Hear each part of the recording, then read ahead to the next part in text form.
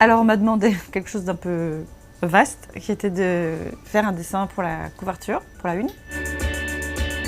Je me suis fait une espèce de petit brouillon de comment j'allais disposer mes personnages pour qu'il reste la place pour lire l'image.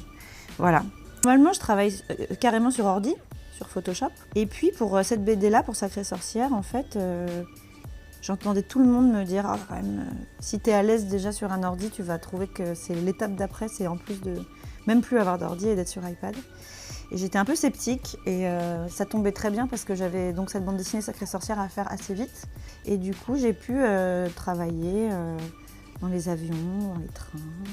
Et j'avoue que ça m'a vraiment beaucoup simplifié les choses et surtout que c'est hyper agréable. Je ne pouvais pas du tout faire un placement produit, hein. Je tiens à préciser que j'ai acheté mon iPad, c'est pas un cadeau. Alors ça, c'est la grand-mère, c'est l'héroïne de ma bande dessinée. Enfin, l'héroïne, c'est un des personnages principaux, mais qui est quand même un petit peu l'héroïne. C'est la grand-mère du héros de Sacrée Sorcière. Voilà. Alors j'ai fait Gali, l'héroïne de Gun, de Kishiro. J'adore ce manga. Et après, j'ai découvert qu'on était très nombreuses à avoir eu cette espèce d'épiphanie avec Gali, avec Gun. Et j'avais complètement oublié qu'elle existait, jusqu'à ce que je m'interroge sur les personnages féminins en BD qui m'avaient impressionnée. Et tout d'un coup, je me suis souvenue de ça. Et... J'ai Miss Marvel, j'ai Gali, j'ai la grand-mère de Sacrée Sorcière, les petites souris de Sacrée Sorcière, et moi en chaussettes. Ce serait quand même pas mal que j'ai quelqu'un de plus là, un petit vide, un truc un peu comme ça, qui pourrait être là.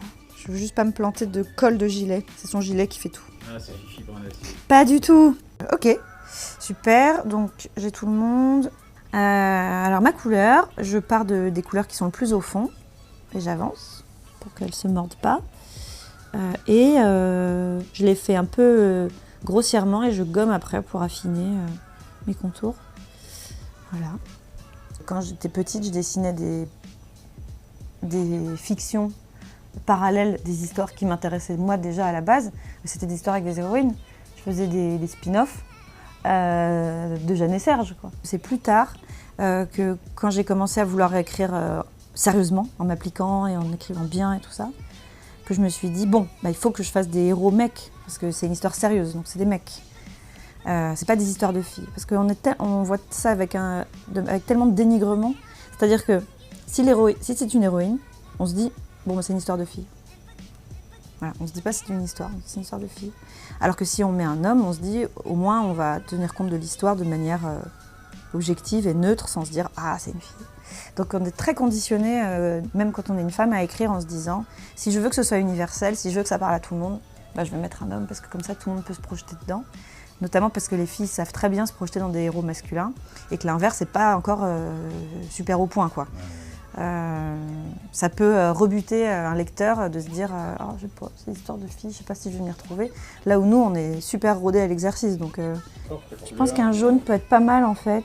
C'est pas mal un petit bleu. C'est pas mal un bleu. Ok, ça va me faire un bleu. Pour pas être saoulé par sa propre BD, moi je pense qu'il faut aller vite. Je pense que passer 10 ans sur un album, c'est la garantie d'en avoir marre en fait. Quand même, on dessine le même personnage tous les jours, 40 fois par jour.